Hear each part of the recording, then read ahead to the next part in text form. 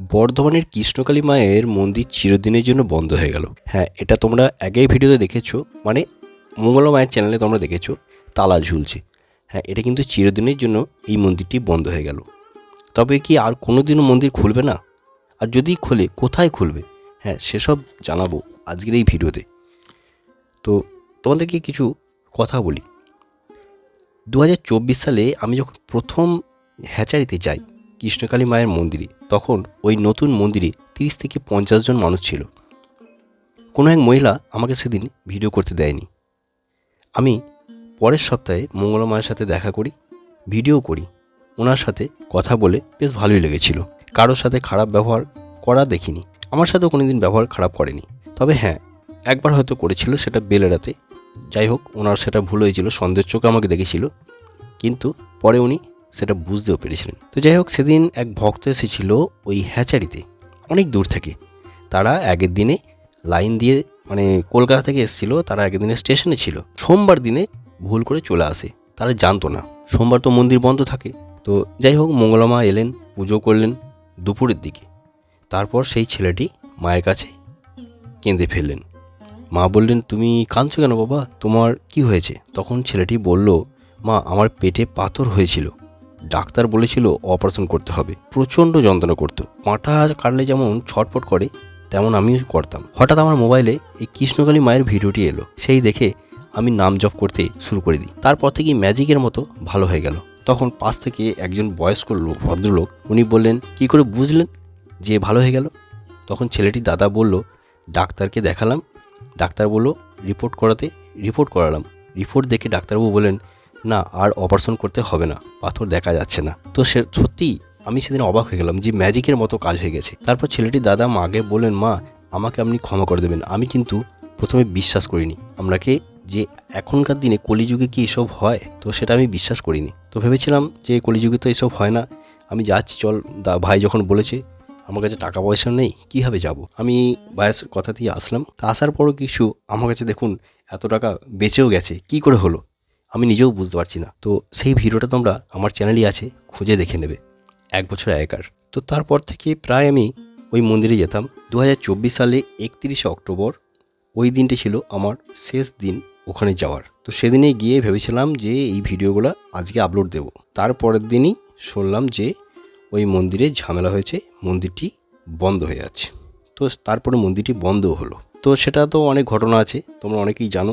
তারপর বেলেরাতে আসলো। এবারে বেলেরাতে আসার পর সেখানেও বেশ কিছুদিন চলছিল, সেখানেও কিন্তু বন্ধ হয়ে গেল চিরদিনের জন্য। এবার তোমরা বলবে, তাহলে নতুন মন্দির কোথায় হচ্ছে? হ্যাঁ, অবশ্যই জানাবো। তার আগে চ্যানেলটিতে যারা নতুন আছো, অবশ্যই কিন্তু সাবস্ক্রাইব করে ওই পাশে থাকা নোটিফিকেশান বেল আইকনটি প্রেস করে রাখবে। তাহলে কি হবে, মঙ্গলা মা যখনই লাইভে এসে বলবে, তারপরের ভিডিওটাই কিন্তু যাবে। সমস্তটা তোমাদেরকে বুঝিয়ে বলে দেবো কোথায় হচ্ছে, কীভাবে যাবে সেই মন্দিরটিতে। তবে ওই মন্দির এখনও কিন্তু সম্পূর্ণ হয়নি। আর মঙ্গলা মা কিন্তু আমাকে বলেনি যে মন্দির কোথায় হচ্ছে। আমি কোনো একটি জায়গাতে ভিডিও বানাতে গিয়েছিলাম। তো সেখানকার কোনো এক ভদ্রমহিলা বললেন, আদিবাসী ভদ্রমহিলা, যে এই জায়গাতে আমরা যাই, সেখানে কিন্তু একটি মন্দির হচ্ছে দেখছিলাম। এই কৃষ্ণকালী মা নিয়েই কথা উঠেছিল আর কি ওখানে মন্দিরটাই। তো সেখানে কথা হতে হতে সেই ভক্তরা আমাদেরকে বললেন। তো সেই ভক্তর কথা শুনেই আমি গিয়েছিলাম, দেখেও আসলাম সেই জায়গায়। তো আমি তো ওনার পারমিশন ছাড়া বলতে পারবো না। যাই হোক, যখন উনি ছাড়বেন তারপরে ভিডিও আমি দেব। আর আজকের এই ভিডিওটাতে আমি কিন্তু এইটাই বোঝাতে এসেছি যে অনেকেই কমেন্ট করে যে দাদা, আমি এখানে যাচ্ছি, ওখানে যাচ্ছি, কাজ হচ্ছে না। তো যারা যাচ্ছে এই মন্দির সেই মন্দির করে কোনো জায়গায় কাজ হচ্ছে না, বলছে টাকা পয়সা দিচ্ছি, টাকা পয়সা যাচ্ছে, কাজ হচ্ছে না। তো আমি তাদেরকে বলবো, যদি তারা অ্যাস্ট্রোলজি বিশ্বাস করেন তাহলে অবশ্যই তাদের কুষ্টিটা একবার দেখিয়ে নেবেন। এই কুষ্টি থেকেই জানা যাবে যে কি সমস্যা রয়েছে তোমাদের মধ্যে, সেটার সমাধান কীভাবে করতে হবে।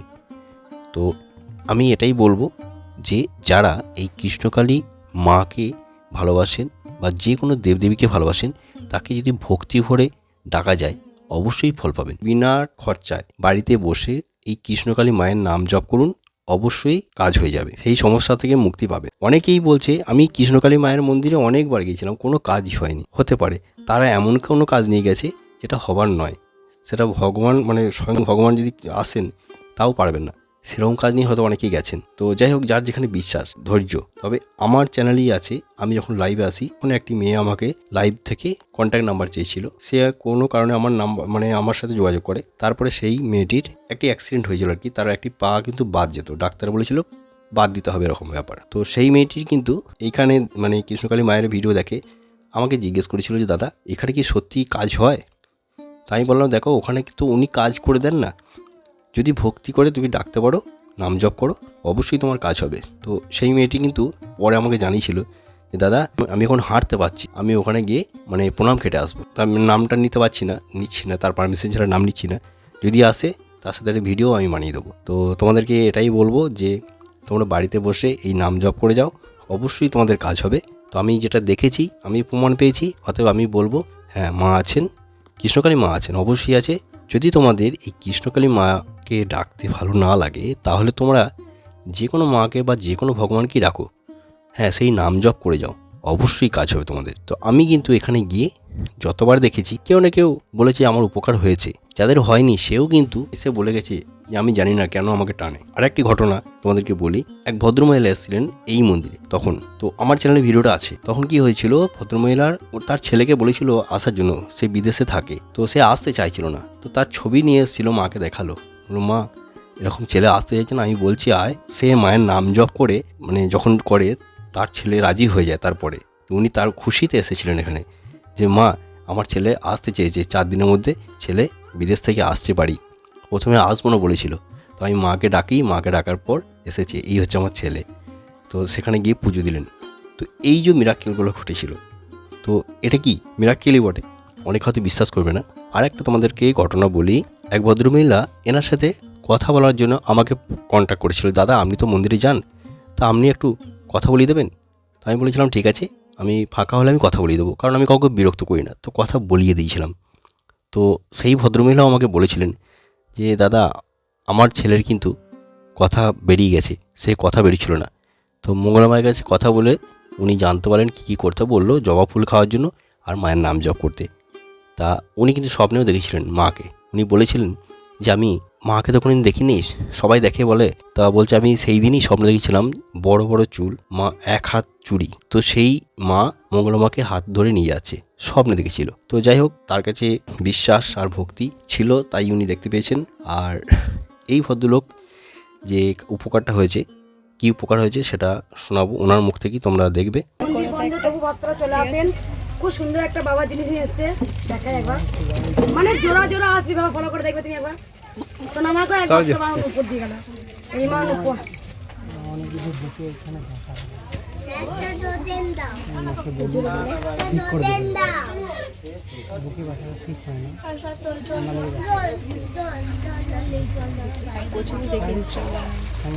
কোথা থেকে আসছো বাবা?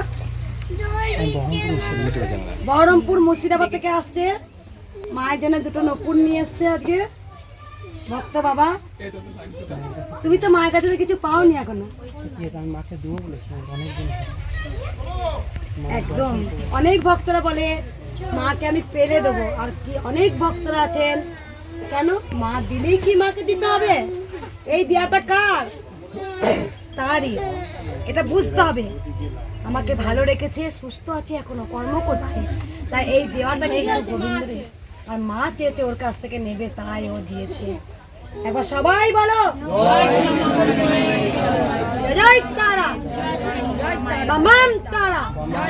খুব সুন্দর, দেখো উপর ডিজাইন, একদিন উপর পড়াতে পারি, কত কেঁদেছিলাম গো। হ্যাঁ, চুমুক চুমুক চুমুক চুমুক। আর আমার চ্যানেলে যেসব তান্ত্রিকের ভিডিও আছে সেখানেও তোমরা যেতে পারো, অনেককে কালা জাদু করা থাকে, অনেক কিছু করা থাকে, সেখানেও কিন্তু কাজ হয়। তবে এটা দেখবে যেন টাকা পয়সা বেশি না খরচা হয়। আমি সবসময় চাই কম টাকার মধ্যে যেন ফলটা তোমরা পাও, বিনা পয়সায় বিনা খরচায়। এই কৃষ্ণকালী মাই একমাত্র আছেন। আর এই কৃষ্ণকালী মায়ের নাম জপ তোমরা সবাই জানো কীভাবে করতে হয়। জয় কৃষ্ণকালী মায়ের জয়, এই নাম 108 বার নাম জপবে ভক্তি ভরে, সেই কাজ তোমাদের হয়ে যাবে। আমারও হয়েছে, তাই আমি বলছি জোর গলায়, আমার উপকার পেয়েছি আমি। আর আমি নিজের চোখে দেখেছি, ভিডিও বানিয়েছি, নিজের চোখে দেখেছি, তোমরাও নিশ্চয়ই অনেক দেখেছো, অনেক ঘটনা এরকম ঘটেছে, ঠিক আছে। তো আমি আরও যেসব জায়গায় ভিডিও বানাতে গিয়েছিলাম সেখানেও কিন্তু কাজ হয়েছে। এবার যারা এসে বলে কাজ হয় নাই, এখানে কাজ হয় নাই, তারা এক শ্রেণীর লোক থাকে, তাদের কোনো জায়গাতেই কাজ হয় না, তারা শুধু চারিদিকে ছুটে বেড়ায়, কিন্তু কোনো জায়গাতেই তাদের কাজ হয় না, কারণ তাদের ধৈর্য নাই আর বিশ্বাস নেই। তারা কী ভাবে যে আমি আজকে যাচ্ছি কালকেই আমার কাজ হবে। বেশিরভাগ মানুষ কিন্তু স্বার্থপর আছে। যেমন আমার চ্যানেলে এমন এমন জায়গাতে মানে ভিডিও বানিয়েছি আমি, সেই সব জায়গাতে টাকা পয়সা ছাড়াই কিন্তু কাজ হয়, সেই ব্যক্তিরও কাজ হয়েছে, কিন্তু একটা এসে কমেন্ট করেনি যে দাদা আমার এখানে কাজ হয়েছে। তার স্বার্থ ফুরিয়ে গেছে, সেই কেটে পড়েছে, কিন্তু আর কিন্তু সেই চ্যানেলে আসেনি আর কমেন্টে বলেও যায়নি। আর যাদের হচ্ছে না তারা কিন্তু বলছে দাদা আমার এখানে কোনো ফল পায়নি, মানে সে গেছে অন্য খারাপ কাজ করাতে, তাহলে কি করে ফল পাবে? তাড়াতাড়ি তো এইসব তো ফল পাওয়া যায় না, তাই না? তো যাই হোক, আজকের এই ভিডিওটা তোমাদের কেমন লাগলো অবশ্যই কিন্তু কমেন্ট বক্সে কমেন্ট করে জানাবে। আর যদি ভালো লাগে একটা লাইক আর শেয়ার করে দেবে। আর নতুন যে ভিডিওটা আসবে সেটার অপেক্ষায় থাকবে, কবে আসছে সেটা জানতে গেলে চ্যানেলটিকে সাবস্ক্রাইব করে এই নোটিফিকেশান বেলটা অন করে রাখবে। তাহলে যখনই ভিডিও আসবে কৃষ্ণকালী মায়ের ভিডিও, কৃষ্ণকালী মায়ের নতুন মন্দির, তো সেটা তোমরা জানতে পারবে। কীভাবে যাব সেই ঠিকানা কিন্তু পেয়ে যাবে। আমি একদম পুরো মানে ভালোভাবে বুঝিয়ে দেবো তোমাদেরকে, ঠিক আছে? তাহলে চলো বাই বাই। তাহলে চলো এনাদের মুখ থেকে সেই কথাগুলো শুনিনি একটু, ওনারা কি বললেন, ঠিক আছে? শুধু নাম জপ, শুধু নাম জপ, জয় কৃষ্ণকালী মায়ের জয়। বলো মা কি উপকার হয়েছে? আমার খুব উপকার হয়েছে, অনেক কিছু উপকার হয়েছে, আমি বলে বোঝাতে পারবো না। কোথা থেকে আসছো মা? আর নদী চন্ডীতলা হুগলি। আর আমার কে কে এসছো? আমরা অনেক সবাই আছি, তিনবার হয়ে গেল আমাদের। কে এসছো? তুমি একটু সরো বেটা, এবার সরো। কোথা থেকে আসছো বলো মা? নৈটি হুগলি চন্ডীতলা থেকে। কবে এসেছিলে? এই তো 1 মাস আগে এসেছি, আর 3বার আসছি। আমার আগে দিয়েছি মাকে 1001 টাকা, আজকে 501 টাকা দিচ্ছি। আর এই মায়ের কাপড়ে নিচ্ছি। হ্যাঁ, আমার ভাইয়ের অবাক হয়ে গেছে, আমার ভাই তো খালি বলছে তাহলে তুমি ফোন করো, নইলে জামার লোকে গেলে আমার তোমার নাম পার্বতী, মা আমার কাপড়টা পরাবে, আমার কাপড়টা পরাবে। একবার সবাই বলো আমি কি বলছি কাপড়টা পরাবে, আমি কতবার উপকার হয়েছে মা? কত উপকার? মনে করো আমার একটা বিশেষ সম্পত্তি সবার ছিল না, আমার ননদা সই দিচ্ছে না, দিয়েছে। ঠিক আছে, বেঁচে আমি গেছো? মেনে গেছি, মায়ের কাছে কেঁদে বলে গেছি আমার উপকার হবে। ব্যাস, মরা বেঁচে গেছো? আর সব তুমি- সব ওই নিজেই হতে পারে। সব আমায়, আমি যখন মা ডেকেছি, আছে? হ্যাঁ যখন ডেকেছো যখনই পেয়েছি মাকে, যা কিছুতে জয়, মাকে পড়াবে মঙ্গল, আমার কালকে খাবারটা একবার সবাই বলো জয় তারা, বামাম তারা।